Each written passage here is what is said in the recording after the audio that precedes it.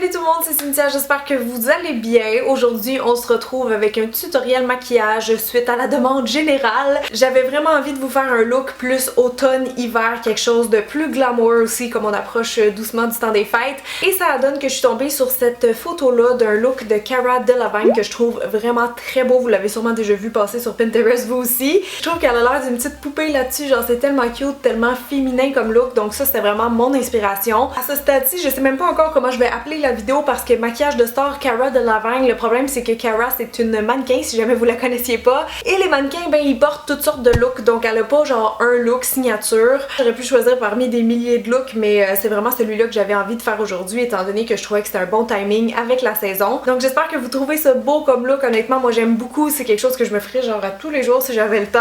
Donc bref, si jamais ça vous intéresse de voir comment j'ai fait, laissez tout de suite un petit j'aime et c'est parti pour les étapes. Ok, donc je vais commencer avec les yeux fidèles à mes habitudes. Pour la base, prenez celle que vous voulez, celle que vous avez. Moi je vais prendre la base Paupières Pro de Lancôme. Je l'aime beaucoup parce qu'elle vient unifier en même temps de prolonger la tenue des fards avec un petit pinceau ou les doigts. En fait souvent j'aime ça combiner les deux pour être sûr que j'en ai bien mis puis que ça fasse naturel. Ça me semble bien uniforme. Maintenant, je vais juste mettre un petit peu de baume à lèvres parce que j'ai oublié de le faire au début puis j'ai les lèvres vraiment sèches. Celui-là, c'est le Lip Love dans les Rehab Makeup Prep, cette gamme-là de chez Urban Decay que j'adore. Ça sent tellement bon en plus. Pour les couleurs d'ombre à paupières, aujourd'hui, on va rester dans les neutres, donc je suis pas mal sûre que vous allez avoir ce qu'il faut. Par contre, moi, je vais utiliser la palette Etienne fois Pure Pro. Donc Etienne, si jamais vous le connaissez pas, j'ai oublié son nom de famille, mais c'est un maquilleur de star. Il y a des couleurs qui sont mates, il y en a d'autres qui sont un peu plus satinées. Il n'y a pas de fard pailleté. Non, pas vraiment. J'aime pas mal les couleurs qui se trouvent ici, puis dans ma dernière vidéo, c'est ça que je portais. Vous m'aviez demandé dans les commentaires si je pouvais faire ce look-là, alors ça va être un mélange de tout ça aujourd'hui. Je vais faire mon maquillage un petit peu à l'envers aujourd'hui, donc je vais commencer vraiment au coin externe avec la couleur que je veux qu'il soit le plus subtil et le plus large, donc ça va être celle-là qui s'appelle Adobe ou Adobe, je sais pas. Je la prends vraiment avec un pinceau très large, très souple. J'enlève l'excédent et je vais commencer par juste balayer ça dans mon creux pour réchauffer. Des couleurs rouges comme ça, souvent c'est super bien pigmenté là, fait que vous avez vraiment pas besoin d'en mettre beaucoup. Je vais aller l'adoucir un petit peu tout de suite. Dans la palette, on n'a pas de beige mat par contre, il y a celui-là qui est un petit peu satiné, puis moi j'aime pas quand ça brille trop ici parce que j'ai l'arcade sourcilière qui est quand même assez bombée. Donc si je mets beaucoup de lumière, que ce soit mat ou brillant, ça va comme vraiment avancer ça puis reculer mes yeux. Et donc pour ça, aujourd'hui, je vais utiliser une poudre de rímel que j'adore dans le visage, mais aussi pour blender, pour estomper mes fards à paupières. Parce que la poudre est quand même assez pigmentée, veux pas, donc ouais, ça me donne juste un petit peu de couleur pour adoucir notre espèce de teinte un peu rouge ou rose. Juste pour être sûr qu'il n'y a pas de démarcation puis que la couleur est vraiment fumée. Ensuite de ça, je vais venir chercher la teinte faux qui est un brun un petit peu satiné, un brun moyen, avec un pinceau creux qui a quand même une petite pointe au bout, donc je suis capable d'aller cibler un peu mieux le creux. Donc ça, je le dépose vraiment où je vois mon ombrage naturel, donc pas aussi large que la couleur précédente, vraiment plus concentré dans le creux.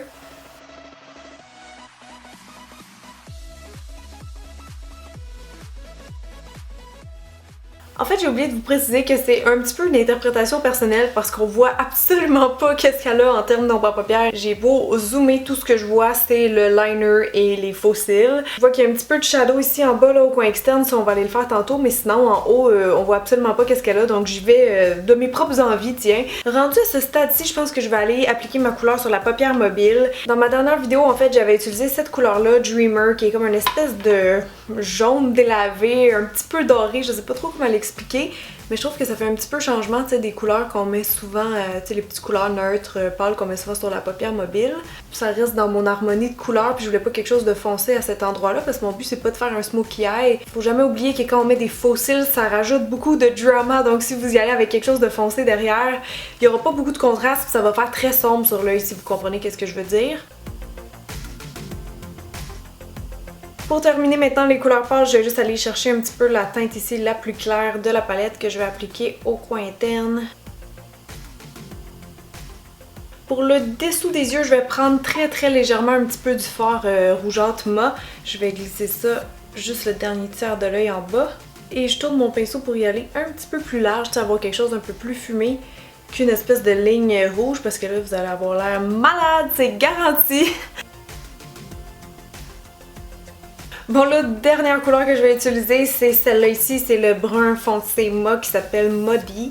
J'en prends légèrement sur un pinceau rond qui est un peu plus pointu et je vais ajouter ça vraiment où j'ai mis faux tantôt, donc plus au coin externe. Et au besoin, après ça, vous repassez avec votre pinceau estompeur, en fait celui qu'on a utilisé pour l'autre brun. Et là, super légèrement, j'enlève l'excédent. Je vais aller en mettre aussi en bas dans le rotile inférieur. En prenant soin de vraiment rattacher comme la partie du haut avec la partie du bas pour pas qu'il y ait un petit bout de peau restant pas cute. On va maintenant pouvoir passer au liner. Cara, je vois qu'il est noir, il est mat, il commence vraiment d'ici puis il se termine un petit peu en pointe d'œil de chat à la fin. Donc pour ça, évidemment, je vais utiliser mon fameux gel eyeliner de chez Studio Makeup. Ça reste mon préféré après des années. Là pour ça, je vais avancer mon miroir parce que ça demande beaucoup de précision. Moi, souvent, je commence comme à peu près au milieu. Je m'arrête à la fin des cils puis après ça, je travaille un peu le début du trait, mais ça n'a pas tellement d'importance dans quel ordre vous le faites.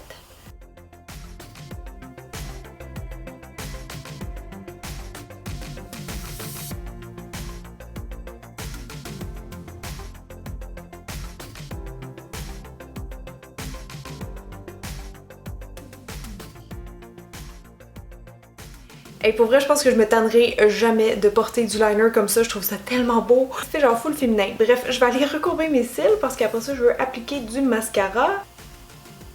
Pour le mascara, je vais y aller avec le Dramatic Curl de Lise Watier. Ça fait un petit bout que je l'ai pas utilisé, mais de mémoire, je l'aime bien. En tout cas, il était dans mon panier de mascara, donc s'il est là, c'est que ça fait partie de mes favoris du moment. C'est juste qu'à un moment donné, j'ai genre 15 mascaras favoris, puis je sais plus quel utiliser.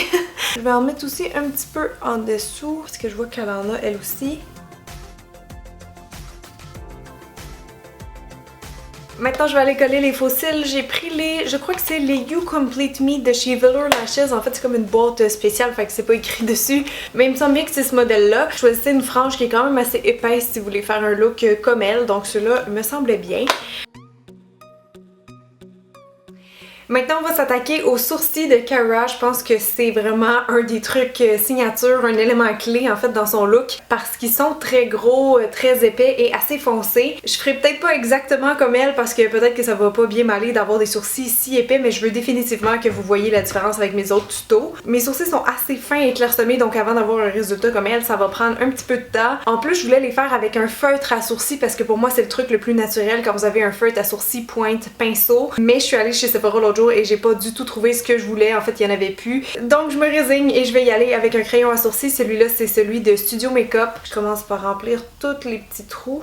Vous remarquerez que quand je fais ça, ma main est quand même assez basse, je suis pas comme ça parce que quand vous allez vraiment perpendiculaire disons à la peau, ça va marquer beaucoup, ça va faire vraiment un coup de crayon. Mais si on y va plus par le dessous, ben on a moins de pression sur la main, donc ça fait un fini qui est plus naturel. Donc je vais juste commencer à build up le volume graduellement. La forme de ces sourcils c'est droit, donc je vais ajouter un petit peu ici, là, moi où est-ce que j'ai mon arche. Je vais ajouter comme quelques poils à cet endroit-là pour descendre un peu la hauteur de mon sourcil.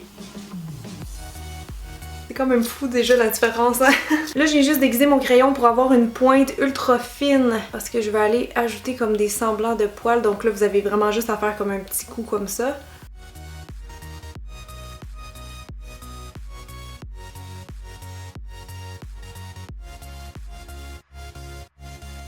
Si vos sourcils sont naturellement très épais, vous n'aurez pas besoin de passer à l'étape numéro 2, mais je me suis dit que j'allais repasser un petit peu avec cette pommade-là. C'est de L'Oréal, puis c'est un brun qui est quand même assez foncé, donc ça va me donner le côté un peu plus noir de ses sourcils. Normalement, c'est pas comme ça que je l'utiliserais, là, je vous avoue, là, je m'en sers comme quasiment en guise de poudre. C'est pour ça que j'ai pris un pinceau qui est quand même assez souple, puis je vais vraiment pas peser fort, je veux pas enlever le crayon, je veux juste comme rajouter un petit peu d'intensité. Donc ça, pour moi, je vous dirais que c'est pas mal assez gros. Une fois que vous êtes satisfait, vous allez donc juste venir fixer avec le gel à sourcils. Quand on a des sourcils broussailleux, c'est vraiment un must. Puis quand on en a pas naturellement comme moi, ben on peut juste venir comme peigner un peu les sourcils vers le haut puis ça les grossit instantanément. En fait, ça aide juste à ressortir un petit peu la texture si on veut.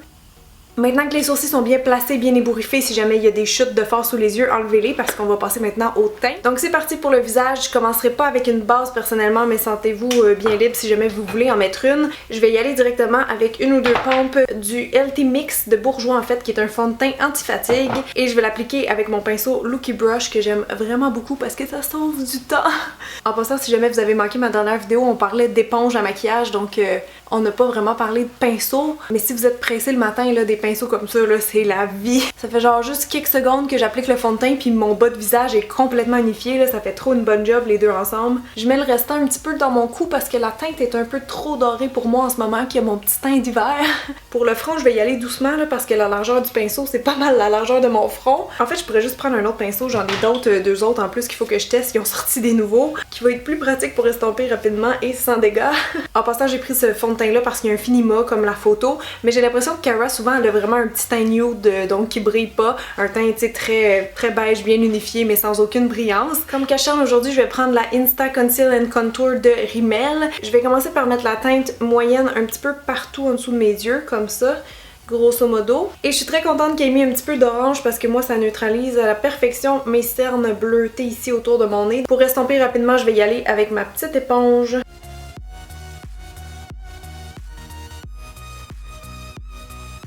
Et ça, tout de suite avant que ça bouge, je vais venir le setter avec de la poudre. Ma préférée, c'est celle de Laura Mercier. J'en ai vraiment jamais trouvé aucune autre de meilleure pour l'instant. Là, on a le visage bien unifié. On peut passer aux couleurs. Je pense que je vais y aller avec la petite Master Contour comme ça de Maybelline. Parce qu'on voit que son blush il est comme un petit peu rose frais. Puis il est très haut sur la pommette. Fait qu'au lieu de vraiment l'appliquer ici en rondeur, je vais essayer d'y aller un peu plus ovale et un peu plus haut. Donc allez-y vraiment doucement avec un pinceau souple. C'est ça le truc pour pas qu'il y ait de démarcation. Cara a définitivement un petit peu de contouring sur la photo, vraiment comme au niveau des joues, on va aller les creuser un peu.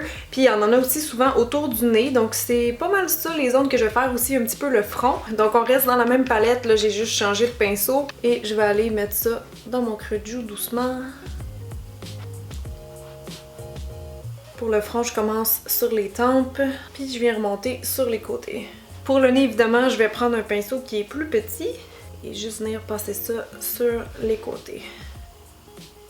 Maintenant, il nous reste juste les lèvres, mais ils sont quand même assez importantes dans le look. Moi, je voulais faire quelque chose d'assez glamour, donc ça vous prend une couleur sur les lèvres qui va être de médium à foncé. La teinte qu'elle a, c'est comme une espèce de mauve rose. C'est un peu dur à décrire, puis j'ai vraiment cherché ici dans ma collection qu'est-ce que j'avais qui ressemblait à ça, puis j'ai honnêtement rien trouvé. Mais par contre, j'ai trouvé ce crayon-là de Rimmel que je trouve que la teinte ressemble drôlement. C'est le 22 Rapture dans les Exaggerate. Là, je les avais déjà mis dans mes favoris du mois. Je les aime vraiment beaucoup parce qu'ils ont comme un embout en biseau. Donc si vous voulez les porter comme en guise de rouge à lèvres, ça va super bien pour remplir rapidement. Aussi, autre petit détail, Cara, elle a une belle bouche en cœur, elle a des lèvres quand même assez pulpeuses. Je vais peut-être légèrement grossir les miennes, mais je veux pas aller faire exactement la même shape qu'elle parce que ça va peut-être être bizarre. Je veux pas faire une transformation non plus.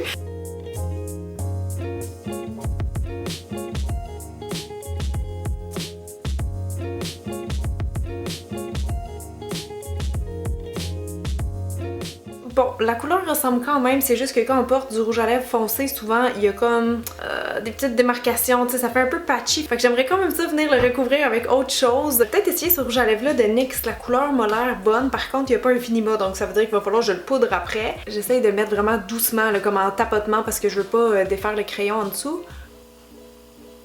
Je pense que je m'en suis tirée pas trop mal finalement pour la teinte des lèvres puis même tout le look. Vous me direz qu'est-ce que vous en pensez dans les commentaires. J'arrête pas de me regarder dans le retour d'écran parce que je suis comme mon dieu, je suis donc bien chic. On dirait qu'il faudrait que j'aille comme à une soirée ou quelque chose. Malheureusement, je m'en vais faire du montage. Hashtag vie youtubeur. Et avant de partir, comme toujours, n'oubliez pas de me dire dans les commentaires quel autre star vous aimeriez que je fasse ton look. J'en ai déjà fait plusieurs par contre, donc je vous remettrai la playlist de maquillage de stars si jamais vous en avez manqué. Donc voilà, c'est pas mal tout. Je vous remercie d'avoir été là. Je vous aime très très fort et je vous dis à samedi prochain sur ma chaîne principale ou plutôt sur ma chaîne de vlog. Bye! À 20 ans, on traverse les jours en chantant.